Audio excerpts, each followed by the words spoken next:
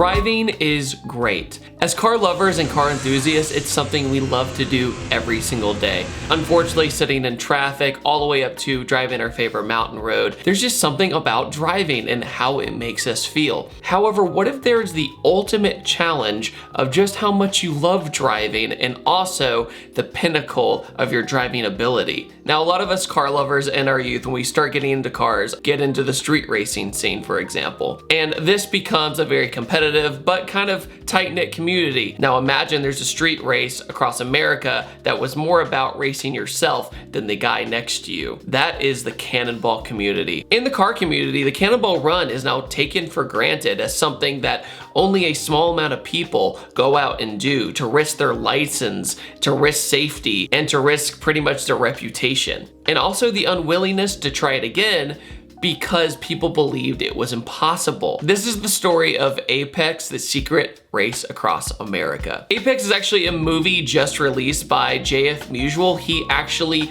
made the film Apex, the story of the hypercar. Apex, the story of the hypercar is a lot about Koenigsegg and their quest with the 1-to-1 to break track records. And they also dabble in Pagani and some other brands. But this film is the complete opposite. We're not talking about supercars that much, and we're not talking about that level of engineering. We're talking about grassroots underground racing against the clock. I think the first thing we should talk about is how the Cannonball Run came back. The original philosophy of the Cannonball Run was to pretty much protest the 55-mile-an-hour speed limit. That's the very nutshell explanation. However, in 1983, after the Cannonball Run movie came out and the FBI got involved investigating the run, unfortunately, it kind of came to a halt and people stopped doing it for the most part. The behind the scenes footage of the movie is actually really intriguing, and all of it is, for the most part, never been seen before. Interviews of the original Cannonball guys are really entertaining, getting their philosophy of why they do this or why they don't even know why they do this. It's just a good character piece of a certain type of human being doing something that rebels against the system, yet they don't see it that way. They see it like they're doing almost a good, showing that, you know, with a trained driver or somebody who's a skilled driver, they can drive fast across the country and use the German Autobahn model essentially. But the police don't see it that way, and yet they have to keep evading. It wasn't until the mid-2000s when a man named Alex Roy decided to take it upon himself with his obsession of breaking this record, driving from New York to LA. Now, I actually met Alex Roy in 2015 on Adventure Drive, and I saw this man driving an air-cooled Porsche 911 in the desert of Nevada and California over 100 degrees Fahrenheit.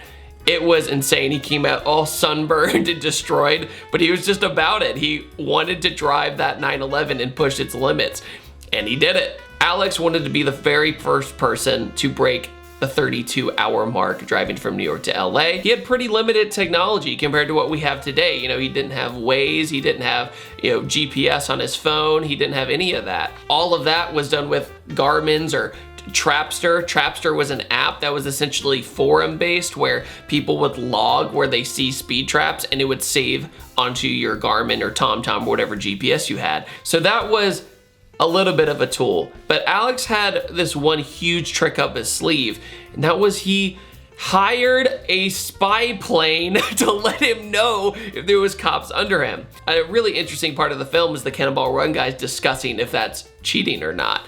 And with his quest to break the record, he wanted to do it by any means necessary. And that includes a pretty big budget. Over $20,000 in his BMW M5, putting all the gadgets in it, putting all the antennas, all the communication software, like all of that going into this one car just to go on a road trip for a few days. Okay, that's not being very fair. It's a lot more taxing than that. But with the two-man team, they go across the country incredibly quickly. There are close calls where he ends up coincidentally hiding from the police, and it's unbelievable to watch. I'm not gonna spoil it here because I think you guys should watch the movie, but it's unbelievable when you see him get away with some of this stuff. You have to think too that they can't always have communication with this plane. You know, the plane has to go and refuel sometimes and then come back. So there are moments where there's radio silence and all they have is essentially binoculars, night vision, and a radar detector and a laser jammer.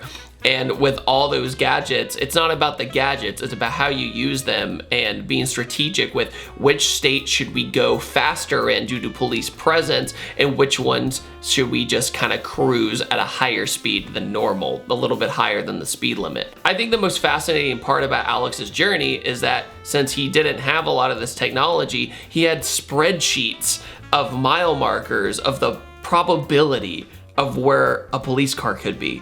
So he had these spreadsheets going across the country, doing the math essentially, and doing the timing, trying to figure this all out to get the best result possible. So lots of labor intensive work, and also going on Google Earth and driving the route and trying to see where they're sitting even in the satellite images. I mean, it's remarkable how much work went into this. You get to see behind the scenes footage of Alex's entire run, and it's fascinating to see just all the little ins and outs that went into it. Alex's car of choice was a BMW M5 because at the time it made the most sense. If you're in a bright supercar, Ferrari, Lamborghini, or whatever, the stereotypical I'm gonna go fast car, you're sitting duck. You needed something that was a little bit more sleeperish in the community and also on the highway. So that way when someone goes, oh, I think it was a blue BMW, there's gonna be more blue BMWs. They're not gonna be the only, white Lamborghini out there. And as I watched this film, I try to put myself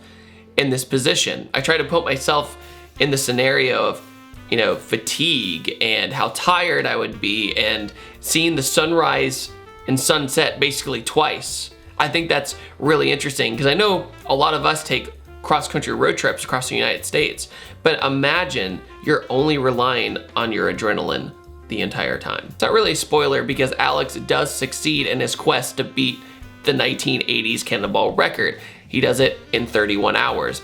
The record has been beaten since then, but that's because Alex's team inspired others to go out there and try it. He inspired others to basically do this copycat, right, and try and beat his time.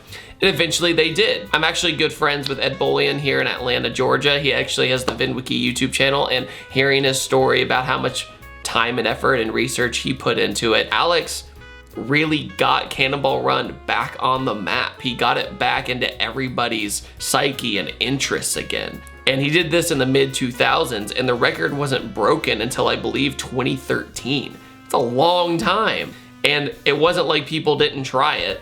They tried it. If you are into cars at all, I really do recommend this movie. This is kind of my review of this movie and also kind of an inside look of the Cannonball Run scene. I'll put a link in the description below if you guys are interested in the movie. Car movies for us is pretty much Fast and Furious and pretty much nothing else that's good. So it's a nice break to see a nice documentary about something that's grounded in real life and we can all relate to, and maybe some of us can dream about doing the same thing. And also, the Cannonball record was broken once again by somebody else. And I know them. I don't think I should say their name because I don't know if it's legal or not yet, but oh well, it's cool. On that note, guys, thank you guys so much for watching this video. What do you guys think about the Cannonball Run scene and also this movie if you've seen it already? Put it down in the comment section below. Also, I have a private Discord server down in the description below if you're interested. And on that note, I upload every Tuesday, Thursday, and Saturday. And I will see you guys next time. Take it easy. Have a wonderful day. Goodbye. Go.